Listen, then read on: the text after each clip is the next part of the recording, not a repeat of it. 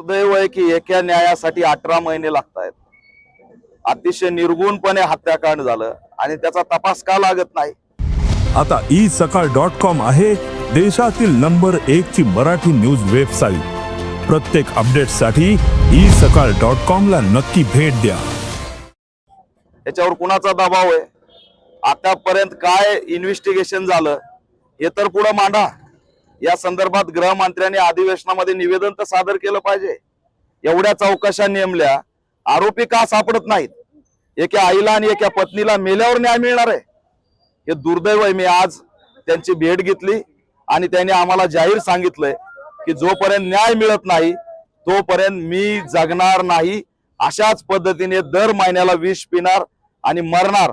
आता हे शब्द ऐकून काळीज चिरलं जातंय की आजही आम्हाला न्याय मिळत नाही, न्यायासाठी मरावं लागतंय. हे महाराष्ट्रातलं सर्वात मोठं उदाहरण आहे.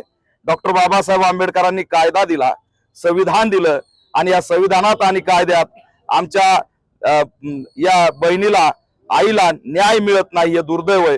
गृहमंत्र्यांनी आता तरी या प्रकरणात गांभीर्याने दखल देऊन या प्रकरणाची सखोल चौकशीची पुन्हा एकदा मागणी करून जे जे इन्व्हेस्टिगेशन मध्ये सापडलंय ते सगळं फॉलो करून आरोपीला अटक केली पाहिजे, अशी सुद्धा आमची मागणी आहे.